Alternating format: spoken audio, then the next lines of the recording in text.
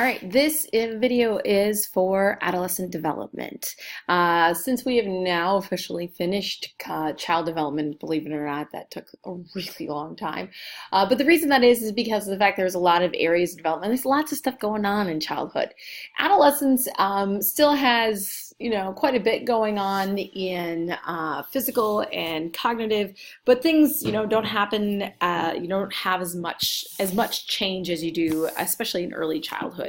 So adolescent development, where we have to start with is physical development. So with physical development with children, we briefly looked at, the progress a child goes through in the first year to learn how to walk and, small motor skills and things like that. But then physical development kind of stays stagnant for a while, other than, just growing in height and weight for a child. But then they hit adolescence. So adolescence is going to generally hit during, obviously, about the time of puberty. Which is different for boys versus girls. So girls generally develop before boys. Girls start going through adolescence as early as 9, believe it or not, and that could be the early signs of adolescence.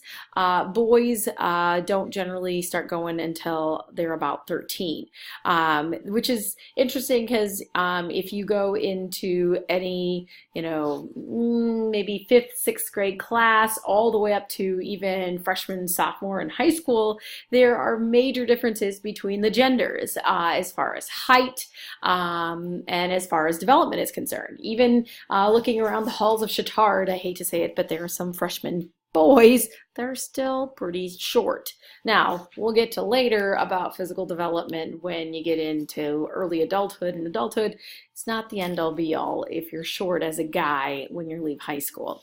So, it kind of shows some of the differences. So general physical changes, obviously facial hair for guys and voice changing, underarm hair for both of them, pubic hair for both of them. The men have their first ejaculation, which is called spermarchy. And then women, on the other hand, have breast development, hip growth, their ovaries start shooting out eggs, and they have their first menstruation, which is called menarche. So that's generally, obviously what happens during adolescent development with puberty and things like that. We're not really concerned about, in this class, the actual physical changes, like actually what happens, more concerned with, how do people react to puberty. So it makes a difference as far as whether you are an early developing girl or an early developing boy versus an early developing or late developing girl or a late developing boy. And that's going to definitely impact your experience with puberty. For boys, oftentimes they are seen as, stronger and more, more mature. Oftentimes they are going to be more athletic. They have a little bit more confidence. I always tell the story in class about a young man that I know that he definitely developed early.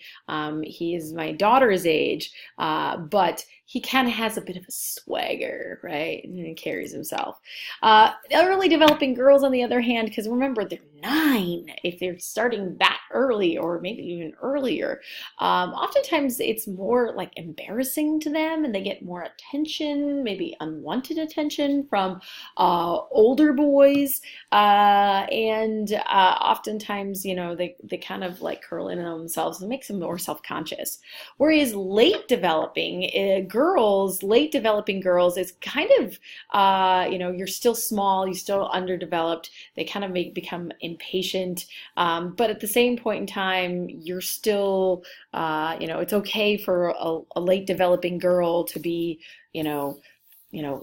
almost childlike, right? Whereas a late developing boy, it's going to be much more detrimental to that late developing boy because now he's looked at as, what's wrong with you? Why haven't you developed yet? So this whole idea of adolescent physical development is more important as far as how it impacts the person.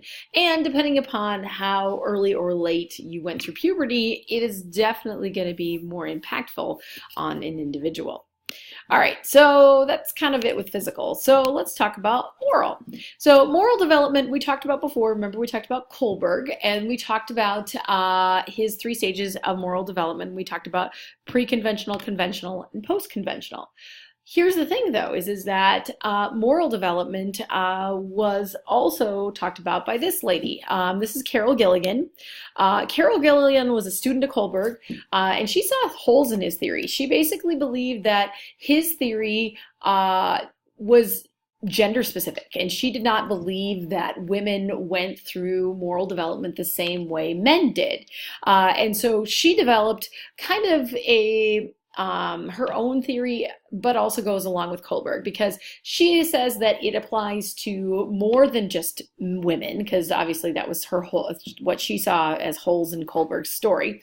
But she said that her theory better applies to all people. And she still goes with the pre-conventional, conventional, and post-conventional, but she explains them differently. So I'll go through her explanation of these 3 stages, and then I will post on Canvas underneath this video notes, this little YouTube video that I show in class that goes through an example of Carol Gilligan's moral development and how it could be used. And I will fair warn you that it is a little controversial story, but it's good to watch.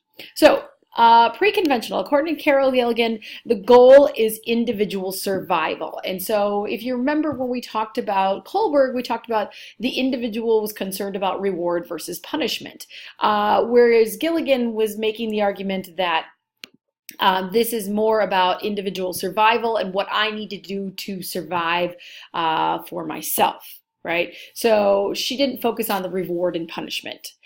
She was talking more about that the reward and punishment didn't open up for particularly women, and how women were more about, helping others, so to speak.